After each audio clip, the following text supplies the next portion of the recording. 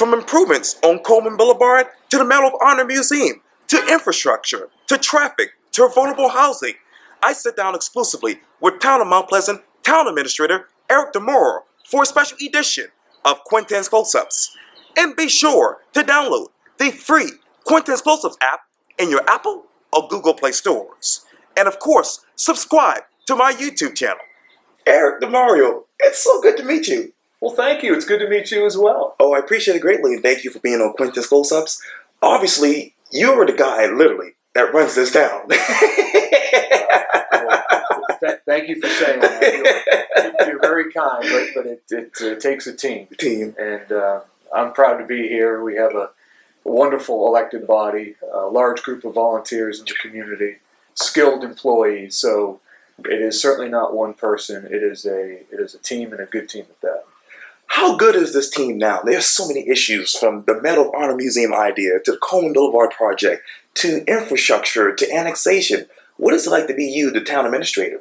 Well, I enjoy the job. I wouldn't want to be anywhere else. I can tell you that it's exciting. Every day is a learning opportunity, especially watching our elected body, who's very talented. Our mayor, our council members deal with extremely difficult and complex issues. And some of the issues you had mentioned, other issues like transportation, affordable housing, they're tough. And but we've got good people at the helm, pointing the way for the community. My job here is, after council, after the elected body makes a policy decision, points the way, my job is to go ahead and make sure that direction gets implemented. So as I mentioned earlier, with our volunteers and our employees, they help to make all that happen. Affordable housing. How affordable is housing here in the town of Mount Pleasant? It's difficult. Affordable housing is difficult to attain. We've seen that because Mount Pleasant, through the hard work of our citizens, it's a wonderful community. It's very desirable. We have picturesque landscape, lots of history, access to the water, great schools, and overall wonderful people. And so there's demand. And I think, as we all know, with a lot of demand comes usually higher prices in just about anything, as long as there's demand for it. And we're seeing it with housing. How much can you keep up with this demand? Well, it's difficult. And you know, thanks to the leadership of our elected body, they're doing a lot to try to make sure that the demand is held in check, so that we don't lose the quality in our community. You know, it's and one thing they talk about often. You know, we're almost an island, with the exception of a land bridge, if you will. As you go up 17, we'd be an island. So we're surrounded practically in all directions by water, and we don't have the opportunity, like perhaps other cities do in America, to sort of grow out in rings of transportation, rings of housing. Sure. We have to rely on the land that we have here, as well as the bridges. So that is something that council thinks about all the time, and wants to make sure that, you know, while we welcome new people, welcome new businesses, that it doesn't become so much, because of our geography, that it hurts the quality of life that we have. You talk about quality of life. How do you define that in 2019 for the town of Mount Pleasant? Well, for us, you know, when I think of quality of life, I think the ability to be able to be employed, to have a job, to earn money, to do things that helps to meet, you know, you and your family's aspirations for a better life. In addition to that, it's the ability to relax and recharge and enjoy your surroundings, enjoy the places in your community, enjoy your neighbors. Those are the things I think about when I think of quality of life. Quality of life. You talked earlier about council. Obviously, there's some developing news right now, and this is in the posting for you. Mount Pleasant balks at the strong mayor referendum. Reopens single-member district question. How many more questions do you have about this issue right now? Well, it's the hot issue right now. And there are other issues out there for debate. But, you know, these are the things that I don't think are unique just to Mount Pleasant. I think to any fast-growing community, that these type of issues present themselves. Because as we get more people, as we grow, I think it's very natural for the citizenry, the elected body, to talk about governance and what we should look like in the future in terms of representation. How do these people get elected? Well, you're familiar with the process. There's a fee to file papers, and then the top votes are what chooses council members. Council members. What if you could write a letter to residents of the town of Mount Pleasant and business owners? What would that paragraph start off with? Well, it's funny you say that, because I have a letter that is going out to the Post and Courier as well as the Moultrie News. It's already gone out. Not sure the day they'll print it. But in there, I talk about the good work that's being done in Mount Pleasant. You know, Quintin, good things are happening in the town of Mount Pleasant. And oftentimes, what citizens may hear or read are things that are really the contentious issues of our times, the complex issue of our times. But what is going on a day-to-day basis? What is happening in the community? What our citizens are doing, the great things they're doing, our volunteers, our employees, is really amazing. Good things are happening. And in that first paragraph that you mentioned, I lay out some of the wonderful things that are going on every day that are a little tougher to hear about. You know, in that letter that I mentioned, you know, our recreation department serves 77,000 participants. 77,000. And the quality of the product they deliver, just talking about recreation, is tremendous. And one unique thing about it is our staff does a great job in our recreation department, no question. Couldn't do it without them. But we also couldn't do it without the thousands of volunteers that we have that support our programs in our community. And I just think that is just tremendous. So what I mentioned in my letter and what I mention to people when I have the opportunity to meet our people in the community is to try to take a moment to reflect on the wonderful things that are happening. How do you reflect on this? This is the headline in the Moultrie News. Charleston County supports funding new Medal of Honor museum.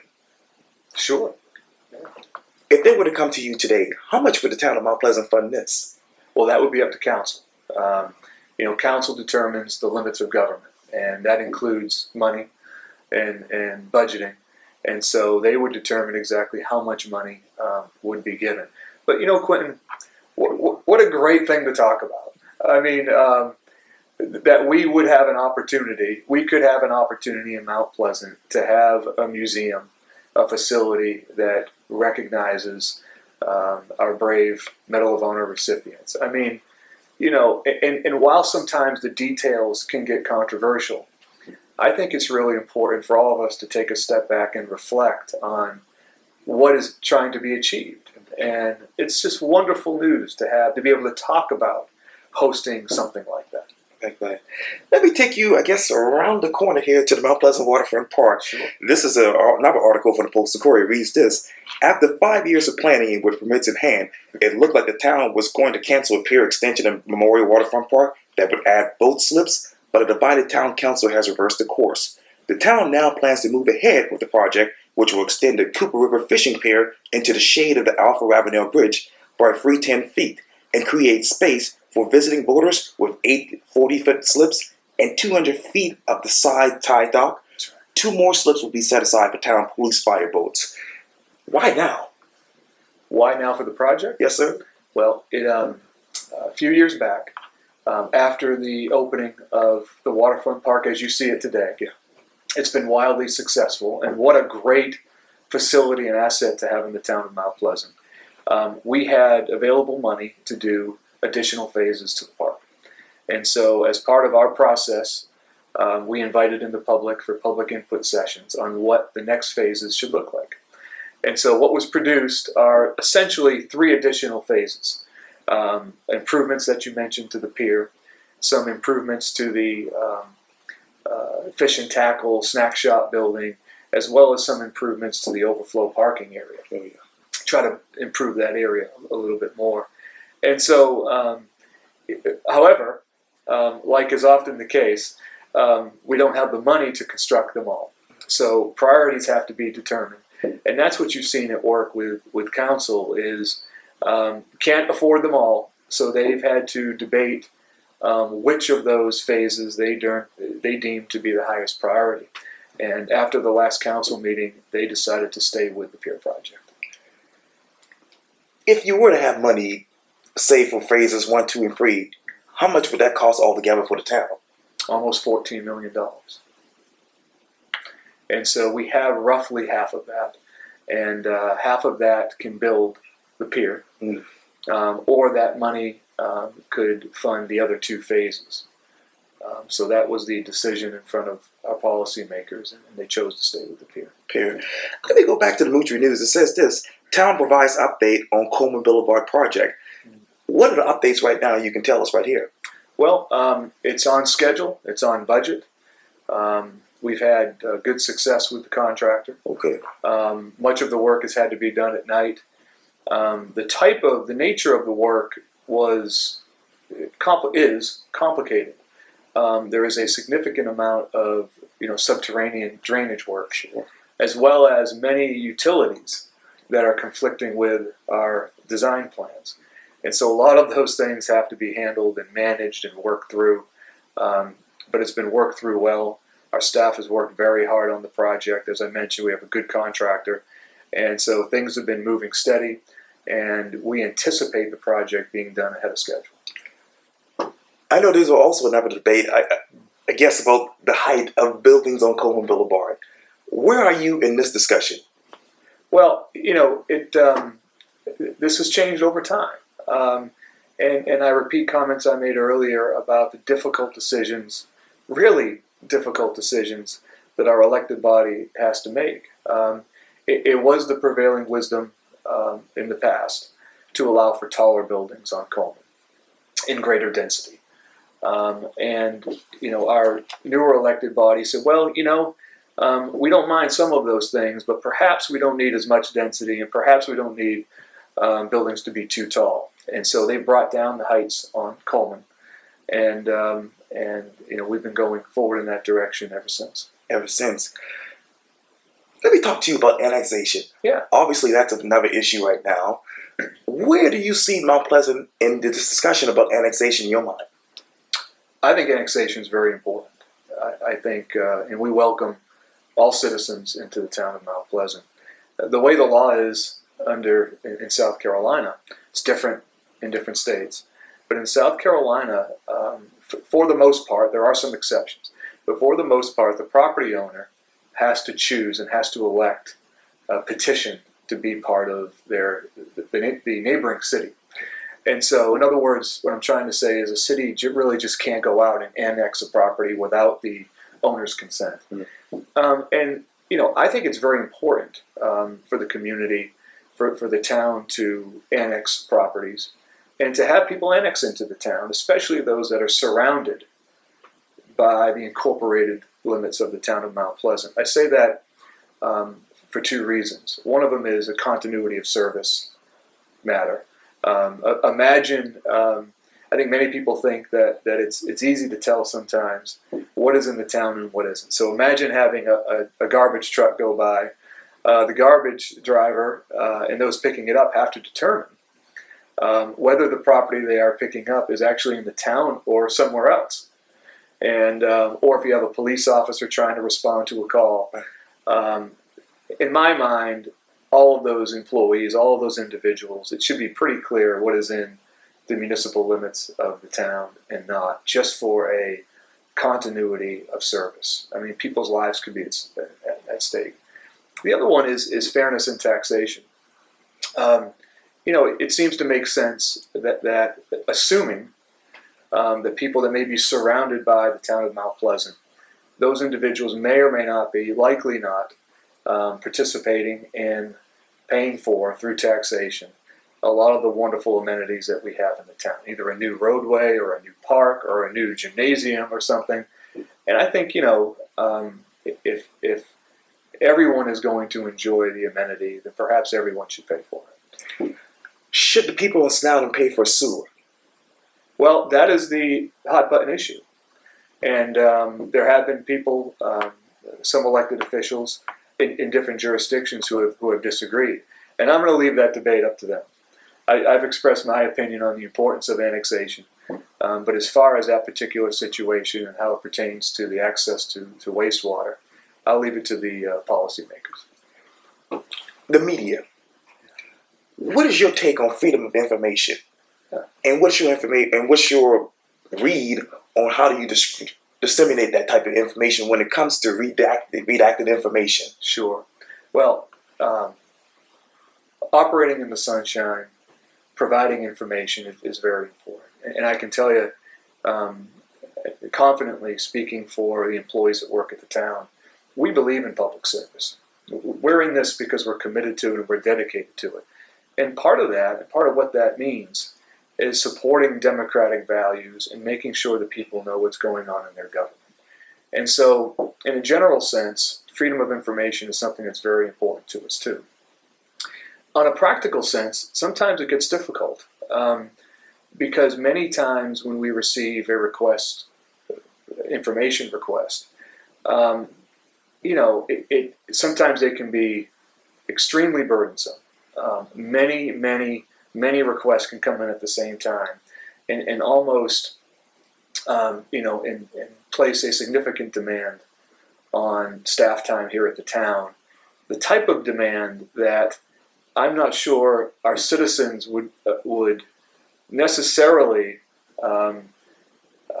be supportive of. That so much staff time is given to fielding freedom of information requests, many of which may not really be about the sunshine.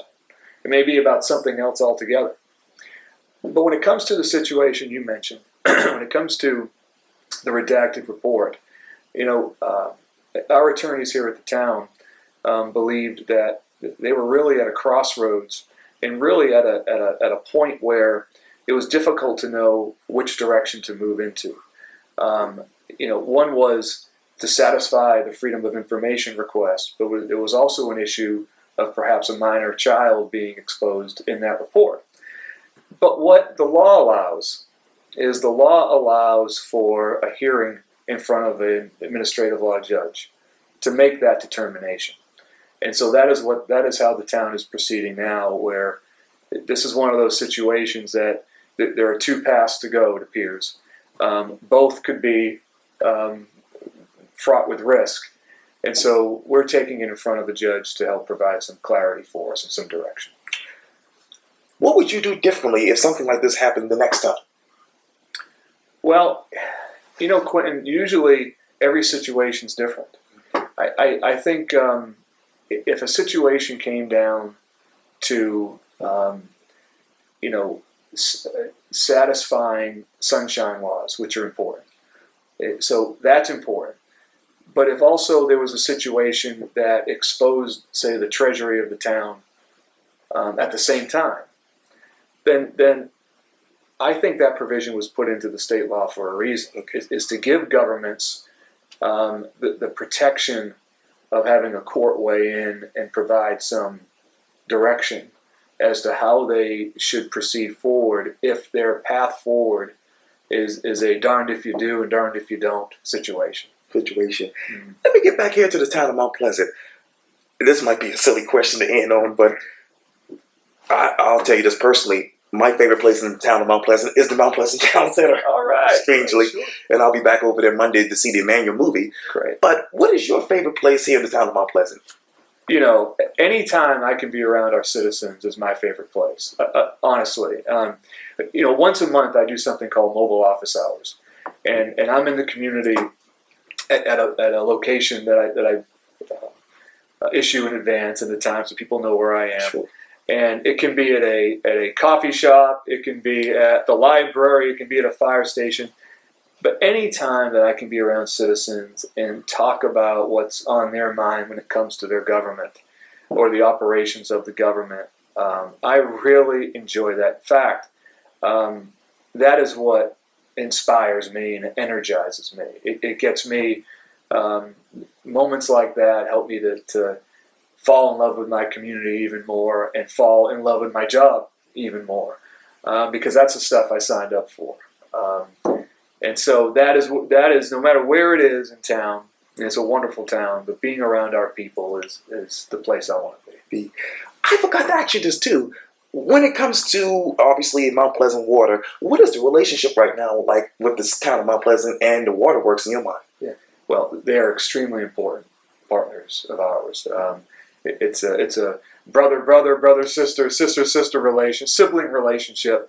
I'd say they're closely related to us. In fact, two of our elected members sit on their board and help to guide policy, which they have their own separate elected body. But I have nothing but respect for Mount Pleasant Waterworks and what they've done with our water and wastewater system here. Chairman Crosby, members of the commission, Clay Duffy, we interact all the time, and they have done a wonderful job there. Wonderful job. Mount Pleasant, in 5 to 10 years, what would you tell the average citizen? Well, what I would tell, first I would tell them that when it comes to the operations inside their town hall, is that our vision is that we are and we will be the leader in municipal government in South Carolina with the help of and support of our elected body, our volunteers, our citizens, and our staff. So that's what I'd want to tell them, that that's the path we're on. That's what we're committed to. That's what we're dedicated to. We are not always perfect. We make mistakes, but we are committed to being better tomorrow than we are today. So as far as what goes on inside of Town Hall and what they can expect in the future, that is it. As far as outside of Town Hall, Council is continually grappling with some of these tougher issues as far as growth, as far as transportation. And while the issues are hard and complex, they have put us on a good path forward. Our capital improvement program is robust, and they fund it as best as possible. And so they'll see improvements as far as transportation. They'll see improvements in our community facilities. And they've also made improvements with how we manage our stormwater, which is a growing issue in town. Council has passed ordinances about the quality of construction and the quality of the built environment. Right. So, we are in a transitional time in Mount Pleasant because of how we've had to deal with tremendous growth. But we will come out of this as continuing to be the finest community in South Carolina, I have no doubt. No doubt. I know it's summer, and just recently we heard about the Wanda repairs. How ready are you ready for those repairs in your mind? Well, we're ready to have them done, and I know DOT is working very hard. It is disruptive, given our geography, as I mentioned earlier. It's disruptive if we have any weakening of service, shutdown of service with our bridges. The Ravenel Bridge, 526, right. Even the Wando Bridge. They have got to be in service for us, or our community can really suffer. So, South Carolina DOT, the individuals they have working on the repairs are superb. They have outlined a plan forward. There will be some minor inconveniences while final repairs are being made and maintenance is being done. But it's one of those things that has to occur, and we're grateful for it. And when we had that heat wave, obviously the Ben Sawyer Bridge shut down that day. Sure. What was it like to be you, the town administrator, looking at this? Well, we had many residents that were over on Sullivan's Island that had to wait in the traffic to come back over the Alapons connector. And, again, South Carolina DOT responded quickly and worked on the bridge until it was reopened. But I think, with what happened to the Ben Sawyer Bridge, with what we've seen on 526, with the what they call it, the Ice-mageddon or Snow-mageddon that occurred at the Ravenel Bridge, I think it underscores really our vulnerability, given our geography. And what I can say is it's been clear at the elected body level here that they understand that. And so a lot of the decisions they make are reflective of, there's only so much that because of our geography, the community can handle. in terms of growth because of things in the public infrastructure we have to rely on. You talk about the Ravenel Bridge. I was just coming back from an interview with Carolyn Murray on Memorial Day when I saw the graffiti on the top of the Ravenel Bridge. And I know, obviously, this Mount Pleasant Police Department and the SDDOD moved quickly to take care of that. Have you ever thought about putting cameras up there to alleviate something like this from happening again? You know, I'm not convinced having cameras would reduce the frequency of something like that happening. You know, if somebody was intent on placing graffiti on the Ravenel Bridge, you know, it may be difficult for a camera to distinguish exactly who that person is. Sometimes instead, we just have to rely on people to be citizens, you know? And what I mean by that is when we see ourselves as citizens, we tend to take on a greater responsibility and tend to have greater civic pride in how we behave. When we see ourselves as citizens, we tend not to litter, we tend not to post any kind of graffiti, we tend to slow down when driving through neighborhoods, you know? We tend to manage what we say in civil discourse. And so when I hear something like that, it reminds me that, you know, the answer overall is in citizenry and looking out for others, treating others as we want to be treated, and you know, holding ourselves to a higher standard. I know Sherwood Flowers says that the Shem Creek Task Force has been working on a special area master plan for 3 years. If you were to look at that draft, what would stick out in your mind right now about that? Well, the draft is very good. Cheryl, as well as the task force members, were really dedicated to this and did a wonderful job. It's a lot. What sticks out, number one, there are many items that stick out to me and that need to be addressed. It's such good work.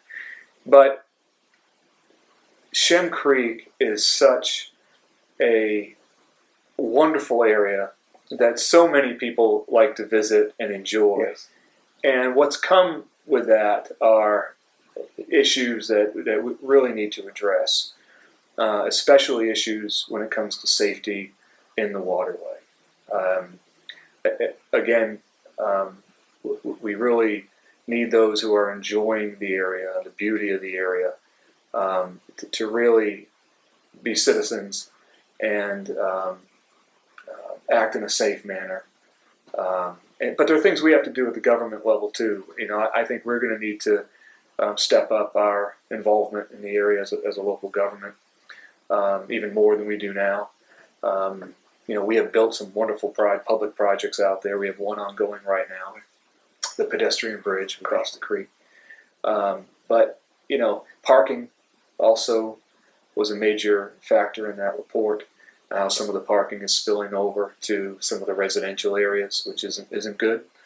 Our residents have a right to have peace and tranquility when at their house. So that report, I believe, is reflective of the hard work of the group and is exactly what we needed as a local government to be able to start to address some of those concerns. Can you assure the average citizen that the water in and around Shem Creek is safe? Oh, I think so, sure. You know, are there times when there are conflicts in utilization? Of course. But by and large, the waterway is safe, and we'll be taking action to make sure that it's safer going forward. And at the same time, asking everyone who's involved on the creek to help us in that regard. How's that Shem Creek parking garage working out?